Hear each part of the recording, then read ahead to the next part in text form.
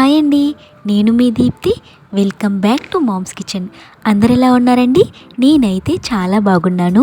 ఈరోజు నేను చూపించబోయే రెసిపీ ఏంటంటే నల్లేరు పచ్చడి. మీలో చాలామందికి నల్లేరు అంటే ఏంటో తెలియకపోవచ్చు. ఈ నల్లేరు ఎక్కువగా విలేజెస్లో దొరుకుతుందండి. ఈ నల్లేరు వల్ల హెల్త్కి చాలా అంటే చాలా బెనిఫిట్స్ ఉన్నాయండి. కుదిరితే ఆ బెనిఫిట్స్ అన్నీ నేను నెక్స్ట్ వీడియోలో పోస్ట్ చేస్తానండి. ఈ వీడియోలో లెందీ అయిపోతుందని చెప్పట్లేదు. మన చుట్టూ ఎన్నో రకాల మొక్కలు ఉంటాయి, కానీ మనం వాటిని ఎందుకు పనికిరాని మొక్కల్లా తీసి పారేస్తాం కదా. ఆ పనికిరాని మొక్కలతోనే ఎన్నో హెల్త్ బెనిఫిట్స్ ఉన్నాయంటే నమ్ముతారా? నిజమేనండి. ఈ నల్లేరుతో హెల్త్కి చాలా అంటే చాలా బెనిఫిట్స్ ఉన్నాయి. ఈ నల్లేరు పచ్చడి ఎలా చేయాలో చూపిస్తాను. ఇంకా లేట్ చేయకుండా ప్రాసెస్లోకి వెళ్ళిపోదామా మరి.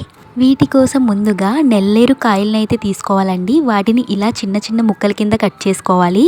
నల్లేరు కాయలే కాదండి, ఆకులు కూడా తీసుకోవచ్చు. వీటిని ఇలా శుభ్రంగా వాష్ చేసుకుని పక్కన పెట్టుకోవాలి. వీటితో పాటుగా మీ స్పైసీనెస్కి తగ్గట్టుగా ఎండుమిర్చి, అలాగే ఒక 2 లేదా 3 టమాటాలు తీసుకోవాలి. టమాటాలు అయితే కొద్దిగా తక్కువగానే తీసుకోండి. వీటితో పాటుగా కొద్దిగా ఒక గుప్పెడు వెల్లుల్లిపాయలు తీసుకోవాలి. ఈ పచ్చడికి ఎంత వెల్లుల్లిపాయలు వేస్తే అంత టేస్ట్ అనేది చాలా బాగుంటుంది.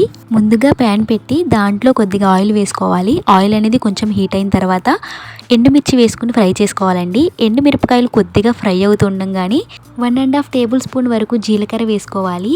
వీటితో పాటుగా ఒక 2 to 3 టేబుల్ స్పూన్స్ వరకు పుట్నాల పప్పు వేసుకోవాలి. పుట్నాల పప్పు అంటే సాయిగుళ్ళు ఉంటాయి చూడండి, మినప్పప్పు, అది కూడా వేసుకుని బాగా ఫ్రై చేసుకోవాలి.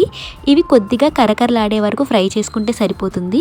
ఇప్పుడు ఇవి పూర్తిగా చల్లారిన తర్వాత గ్రైండ్ చేసుకుని పక్కన పెట్టుకోవాలి. అదే ప్యాన్లో కొద్దిగా ఆయిల్ వేసుకుని మనం ముందుగా కట్ చేసుకుని పక్కన పెట్టుకున్న నల్లేరుకాయలు ఉన్నాయి కదా, అవి బాగా ఫ్రై చేసుకోవాలి. ఈ నల్లేరుకాయలు కొద్దిగా ఫ్రై అయిన తర్వాత దీంట్లోని మనం ముందుగా పక్కన పెట్టుకున్న టమాటాలు ఉన్నాయి కదా, ఆ టమాటా ముక్కలు కూడా వేసుకుని రెండింటిని బాగా ఫ్రై చేసుకోవాలి.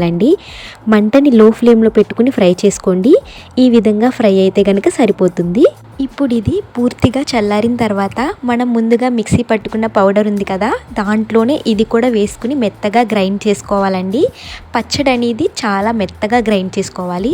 చూసారు కదా, ఈ విధంగా గ్రైండ్ చేసుకున్న తర్వాత దీంట్లో మీ టేస్ట్కి సరిపడా కల్లుప్పు వేసుకోవాలి. వాటితో పాటుగా ఒక చిన్న నిమ్మకాయ సైజ్ అంత చింతపండు, అలాగే వెల్లుల్లిపాయ రెబ్బలు కూడా వేసుకుని బాగా మెత్తగా గ్రైండ్ చేసుకోవాలి. ఇప్పుడు ఈ పచ్చడిలోకి అయితే మనం తాలింపు పెట్టేసుకుందామండి. తాలింపు ఏ పచ్చడిలోకైనా స్పెషల్ టేస్ట్ ఇస్తుంది కదా. ముందుగా ప్యాన్లో ఆయిల్ వేసుకుని ఆయిల్ కొద్దిగా హీట్ అయిన తర్వాత కొద్దిగా ఎండుమిరపకాయలు, అలాగే పోపు దినుసులు, ఒక చిటికెడు ఇంగువ వేసుకుని బాగా ఫ్రై చేసుకోవాలండి. ఇంగువ వేయడం వల్ల పచ్చడికి స్పెషల్ టేస్ట్ వస్తుంది. ఇప్పుడు దీంట్లోనే ఒక 1/2 టేబుల్ స్పూన్ పసుపు వేసుకుని తాలింపు బాగా ఫ్రై అవ్వనివ్వాలండి. ఇంకా ఫైనల్గా కొద్దిగా కరివేపాకు, కొంచెం కొత్తిమీర, అలాగే ఒక 3-4 వెల్లుల్లిపాయలు వేసుకుని ఫ్రై చేసుకుంటే సరిపోతుంది. అంతేనండి, తాలింపు అయితే అయిపోయింది.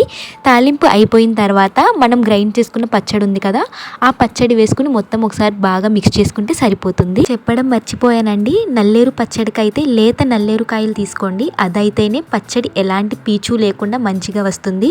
ముదురుకాయలు తీసుకుంటే కనుక పచ్చడిలో ఎక్కువ పీచు వచ్చే అవకాశం ఉంది. లేతకాయలు అయితే పచ్చడి టేస్ట్ బాగుంటుందండి. లేతకాయలు తీసుకోండి. అంతేనండి, ఎంతో టేస్టీగా ఉండే నల్లేరు పచ్చడి అయితే రెడీ అయిపోయింది.